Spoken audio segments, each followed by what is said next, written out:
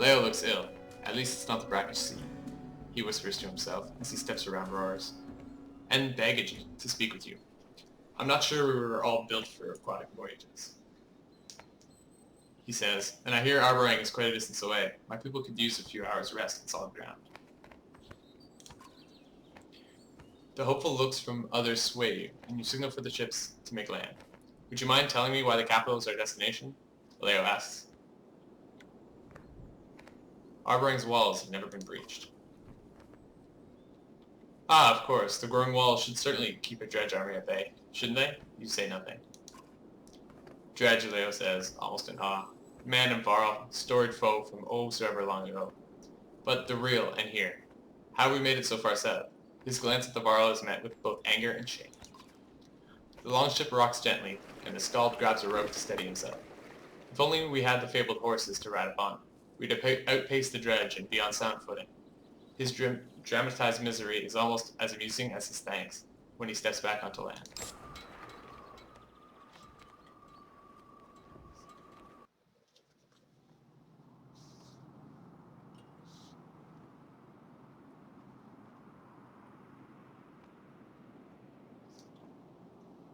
So, here's the big large world map from the first game. During the first Banner Saga, we started up in Skogar, our small town, journeyed all the way down to Bosgard.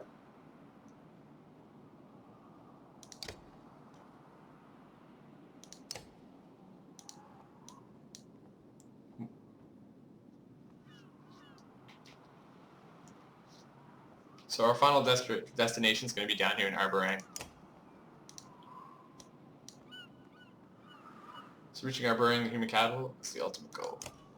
From humble beginnings to the eventual seat of power for the king, Arber is the most populated and contested city throughout the human lands. Its towering obsidian walls have been pulled from the depths by the weaving power of the menders. As each new generation of residents build another ring around the wall, the city continues to grow, larger and more indulgent and more dangerous. Alright, cool.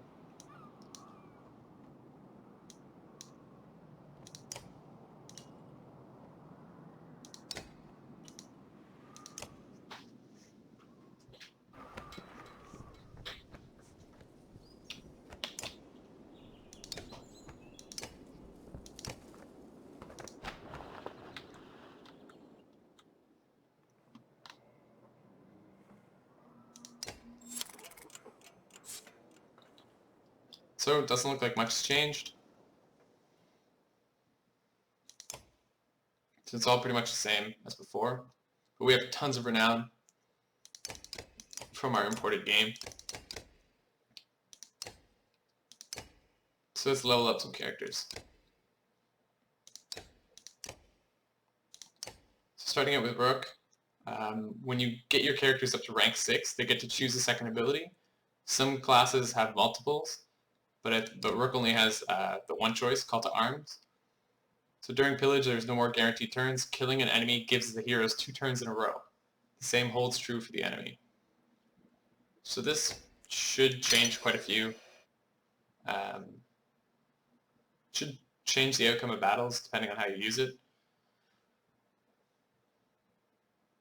Because I think you can start Pillage earlier, so when there's like 2 or 3 enemies on the map. And we also have stat talents as well. So for every stat, once you max it out, there's 2 different options. You can put extra points into it, up to 3, to gain a bonus talent. So for armor, we have Hunker Down, where we resist armor damage. We have a percent chance to resist armor damage. Or we have Titan Straps, where we have a percentage chance to gain 1 armor during our turn. Strength, we have percentage to resist strength damage, and also some crit chance. Under willpower, we have defying killing blows, and regenerating willpower. Under exertion, we can avoid strength attacks completely. So instead of just reducing some damage off of it, we completely nullify, or we just dodge the attack. The percentage chance is lower than the other ones though. And we also have a lucky shot, so bonus chance to hit. So if you have like a low strength character, I could maybe see you taking some of this, but not usually the way I play doesn't use this much. And then under break we have chance to cause puncture. So puncture was the ability that archers get that do an extra damage for every 2 armor that the enemy is missing. So you get a chance to do this as well. And divert, just a chance to dodge an armor break attack. So what do we have for items here?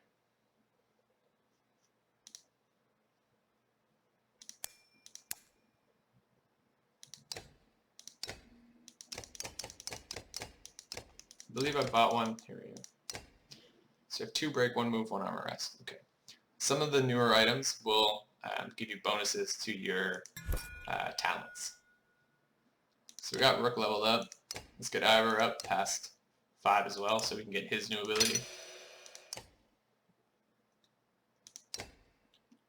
So he has the choice between Tempest and Forge Ahead. So Tempest is the wide swing that the Warhawks get. Forge Ahead was, it lets you change your turn order, so you can reposition. You can pick one ally either near you or farther away if it's leveled up more, and make him go next in the turn order. So you can change some tactics that way. But I think for him, because he has really, really high strength and really high armor, probably one of the best in the game, we're going to go Tempest, and he's just going to wreck everybody. We're going to max his strength right off the bat.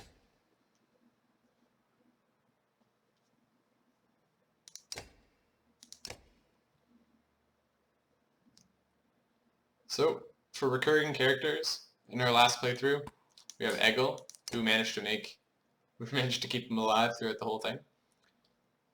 And he still has some stat points available. So let's promote him and get another ability from him. So he has a choice between pretty much all the human raider abilities. So he can use the Backbiter's run through, where he runs through an enemy doing armor damage and then stabs them in the back doing strength damage. Bloody Flail, so this is what Hogan and Mogan start with.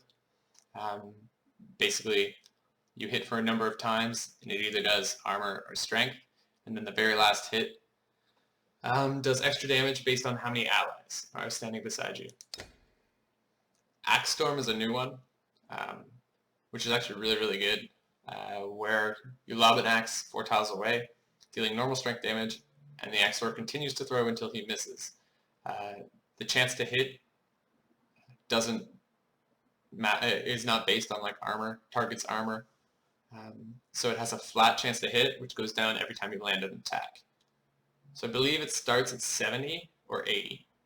I think it's 70% for the first throw at level 1, and then it goes down by 10% each level. At level 3, it's 90%. So with a little bit of luck, you can land like 3 or 4 axes in a row, dealing heavy damage. And then he also has access to Guts, which lets him jump to the air, bring down his sword, or his axe, I guess, and damage everyone around him. This was the ability that Egil had in the first game.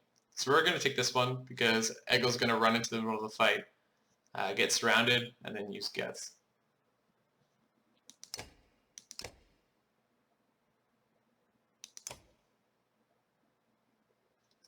Actually, I'm not sure. We're gonna hold back on that. We're gonna take a look.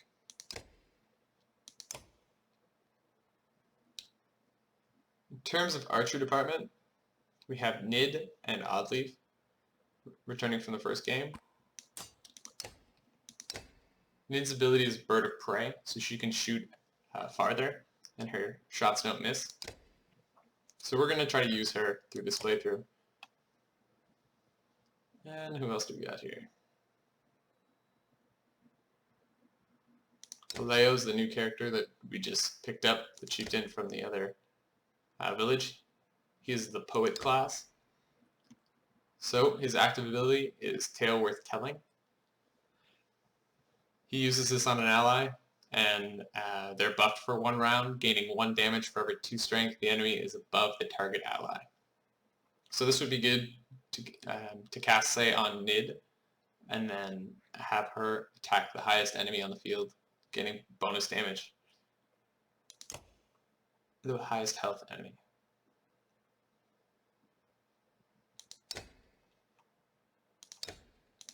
So we're going to take him out and give him a spin there. Oh, wait a minute. Let's check out Ivan as well. So we got a lot of characters here. He'll probably also get another ability, so let's take a look. Choose a second ability. Control stones. Pull stones up out of the ground to block the path of enemies. So this could prove useful. We'll pick this up as well.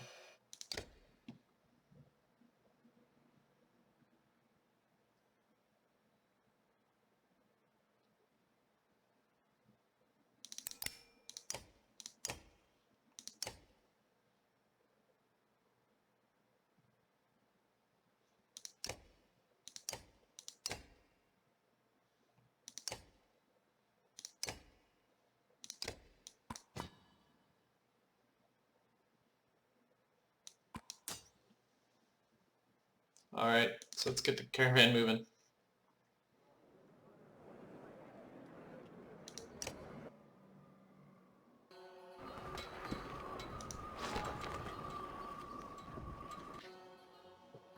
So we have Trigby, who wants to chat. Trigby was a character that anyone who supported Stoic in their Kickstarter got for the Banner Saga 1. So let's see what he has to say. So a strangely familiar man with a spear and tattoos beckons to you. His movements are somewhat odd, almost comical. You wouldn't be confused by Trigby's presence if you supported this journey long ago. So once again, Stoic, sorry I didn't back you guys. I didn't know what you were doing until you came out with the first one.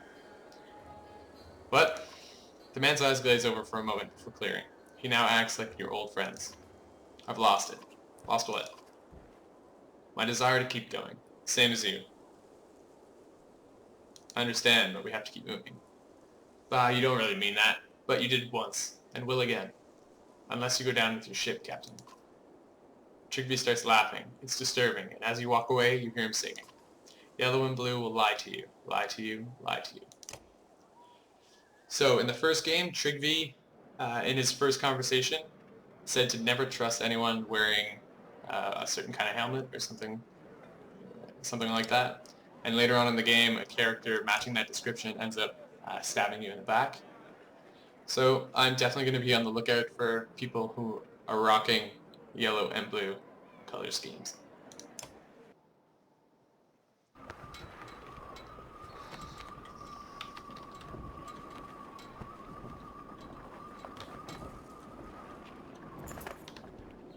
So, welcome to the stream, 1990 newbie and manpower 0. If you got any questions, let me know. Have you guys checked this out before? Alright, so shouted orders turn several ships towards the bank. You have no choice but to call all the other vessels to a halt. By the time you land, a crowd is gathered by the water.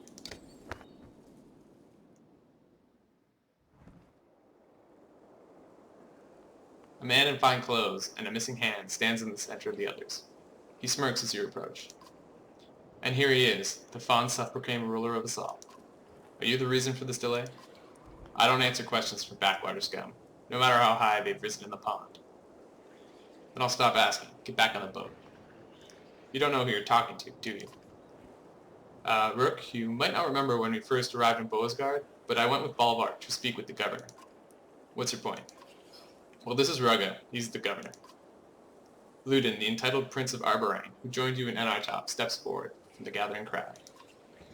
The former governor of what was Boasgard, actually.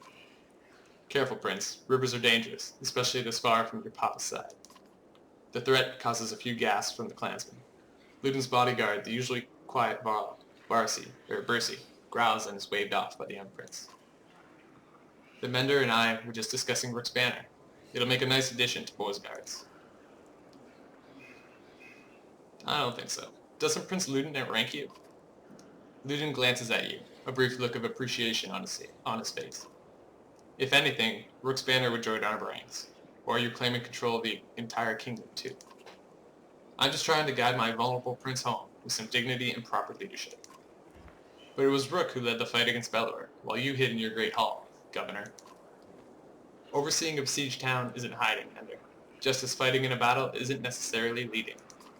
But Rook kept us alive across the frozen wastes. He did, Crescent Man. Saved us and our top 2, a woman adds. Others join in, listing your deeds and cheering your name. Then it's settled. No more delays. Rook is our official guide to Arber, but will consult with me on major decisions. Everyone just get back on the boat. Yes, return to the ships. The helmeted guard next to Ruga makes a gesture for only the governor to see. Ruga laughs as the crowd disperses. Prince, your guide has a lot to learn before our barang.